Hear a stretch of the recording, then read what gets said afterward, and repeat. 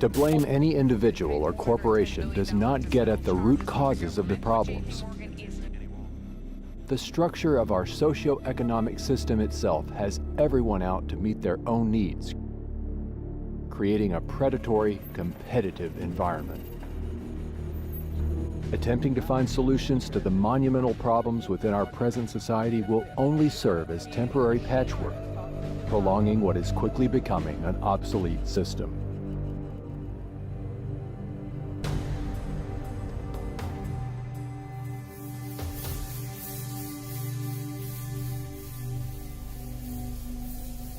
Now more than ever, a sustainable civilization is possible, and furthermore, essential.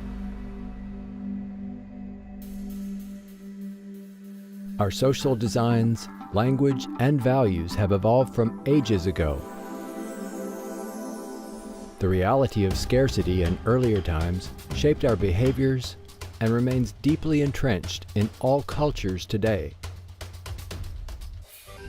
The history of civilization is a story of change, and this includes our social systems as well.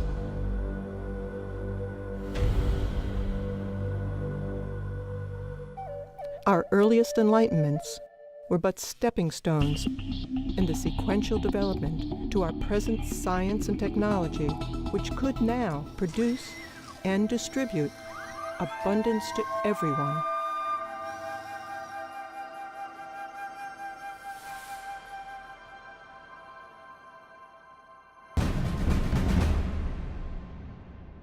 There's no question that many jobs simply aren't coming back, but probably the biggest single driver of that is the way technology is racing ahead. If we continue on current paths, the next 10 years will be even more disruptive than the last 10 years because the technology is accelerating faster.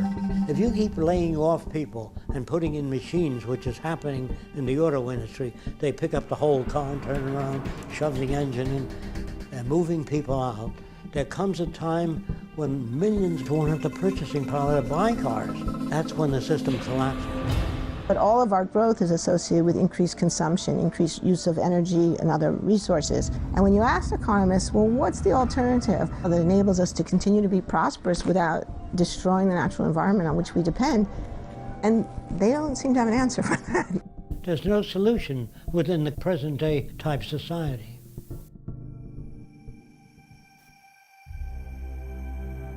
The Venus Project proposes a workable alternative.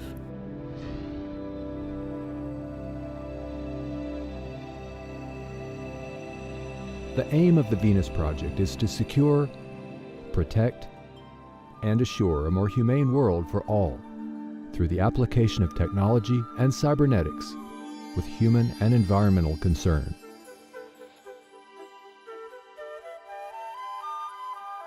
People need information to be able to move into the future intelligently. Without information, there's no way you can develop a sustainable culture. It can't be done politically because the problems are technical. If you succeeded in arranging for the most ethical people in the world of the highest morality and put them in government, when your lights fail in your house, you need an electrician. When the dams don't generate enough electricity, you don't need a highly moral politician. You need an electrical engineer. So our problems in the world can be solved by technical people.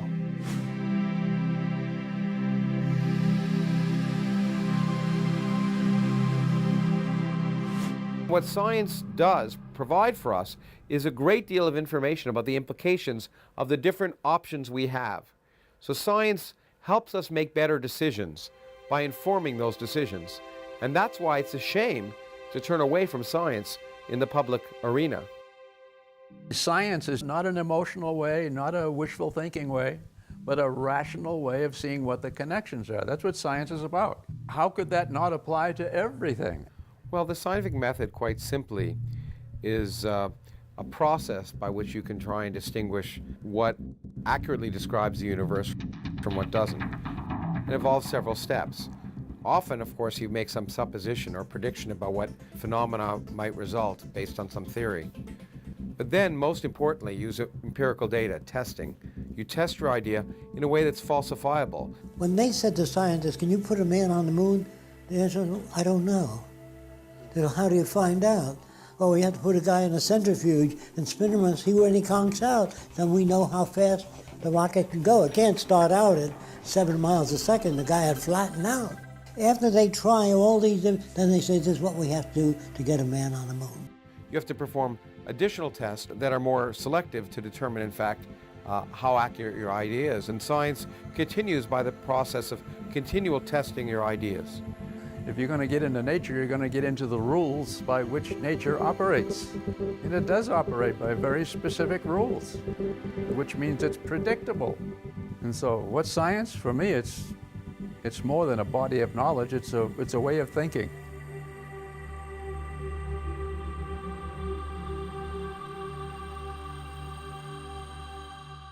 Now, language itself is subject to interpretation. When you say something, it goes through my filters and comes out a little different than what you mean.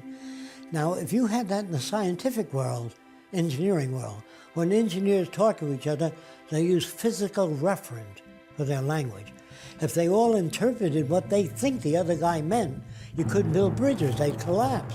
So in medicine, when a doctor says hemostat, the nurse doesn't hand him a towel, she hands him a hemostat. So that language is very precise. The thing about science is it's independent of culture, religion, language, everything. That's why scientists from around the world can work together. We all speak the same language. They're talking specifically. A wonderful thing about a blueprint, if you give a blueprint of an automobile to Italy, China, France, they all turn out the same automobile because it has uniform interpretation. I was just giving a lecture about two very important results which vastly disagree.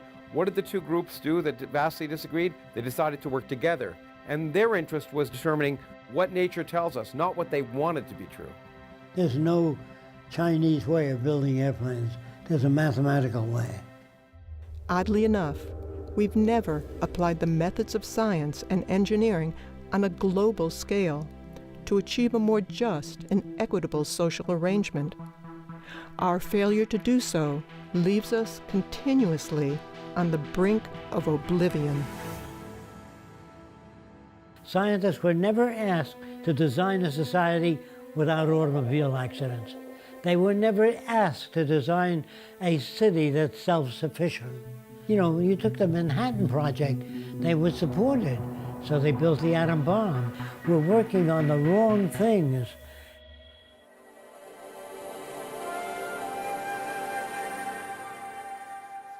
The society I'm talking about is global cooperation, where all the nations work toward improving the lot of humankind. Now, why do that? Because the smarter people are, the richer and more secure everybody is. But in the future, when you join all the nations together, and they can see the advantage of sharing all the Earth's resources and all the knowledge by all nations, once they realize that advantage, they will join together. If they do not, they'll kill each other.